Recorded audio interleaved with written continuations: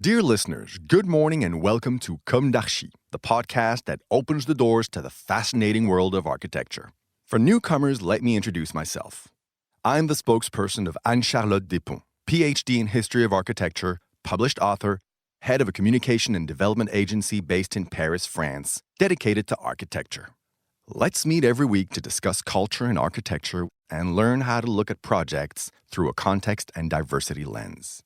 Thank you for being with me today, and now it's time for talent. Bienvenue dans Comme d'Archi.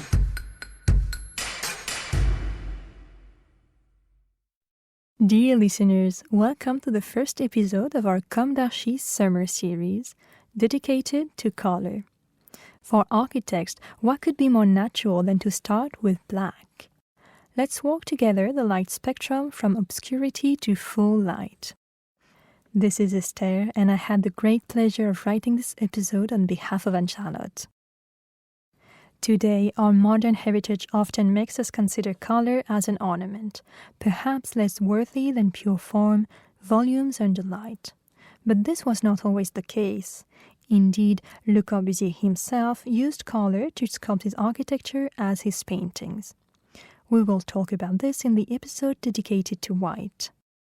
To begin with, let us remember what Michel Pastoureau explains in his book entitled Bleu, Histoire d'une couleur. Color is first and foremost a fact of society.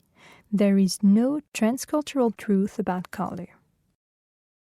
For example, while the modern West associates black with death, fear, and austerity, it also connects it with elegance and modernity. Aren't black and white interiors commonly said so chic? In China, according to the theory of the 5 elements, black corresponds to water. Fire is red, metal is white, wood is green, and earth is yellow. On the other hand, in the Book of Changes, the Viking, black is the color of the heavens. In ancient Egypt, the black salt of the Nile is renewal.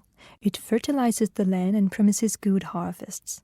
It gave Egypt its ancient name, Kemet, which means black earth.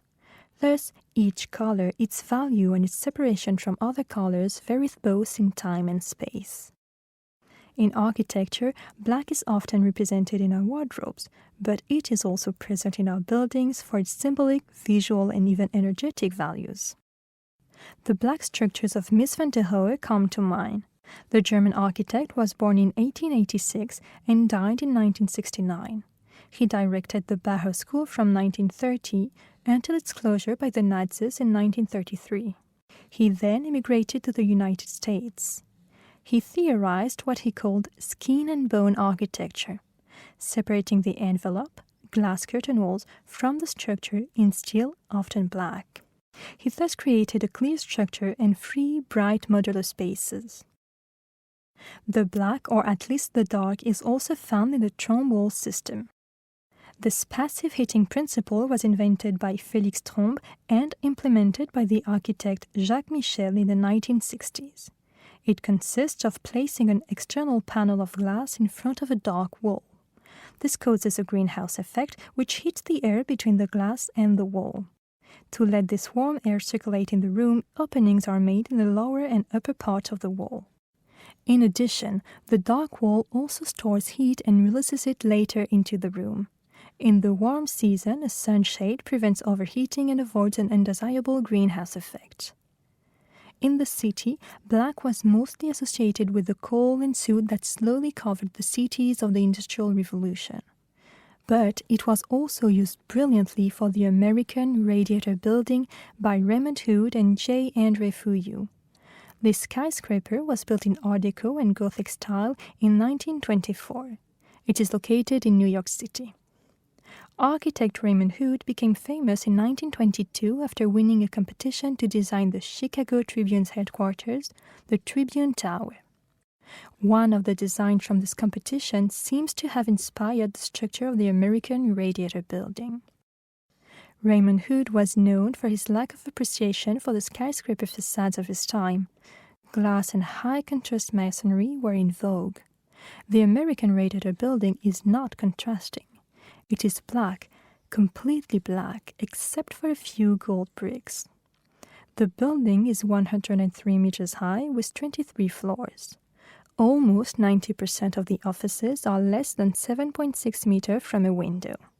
The central space is occupied by the lift shafts. Also, each level is only 520 square meters of floor space. The lobby is decorated with marble and black mirrors. The ornaments were made by the American sculptor René Paul Chambellan. On the outside, some elements are covered with bronze and black granite, but it is the black bricks of the facades that give the impression of mass and solidity. Some people whisper that they represent coal, and the gold bricks represent the fire of the company's heaters. However, Raymond Hood himself said that symbolism was not intended. Today you can enjoy a stay in the building, which is now the Bryant Park Hotel. Finally, let's talk about the standing timber church of Fantoft in Norway. Its wood is not blackened by industry or man, but by time, which colors memories in sepia and turns ruins green. This church was built by a Viking people around 1150 in the village of Forten. In 1883, it was sold as a ruin and then moved and rebuilt in Bergen, in the Fantoft neighborhood. In 1992, it was destroyed in a fire and rebuilt 5 years later. The Fantoft church is based on certain construction techniques found in longships. Standing timber churches, or stavkirker, are so called because of the vertical mounting of the planks for the walls and the prominence of the corner pillars. These can go up to 8 meters. The Vikings mastered the art of wood carving superbly. The doors and ridges of the churches are richly carved with Christian iconography and pre-Christian Viking motifs, such as dragons and other animals. These churches are the last, or perhaps the only, examples of medieval architecture built entirely of wood. It is assumed that there were nearly 1,300 of them in Europe, of which 28 remain in Norway. Thank you, dear listeners. This was Esther for Anne-Charlotte. Let's meet again soon in a new summer Comme d'Archi.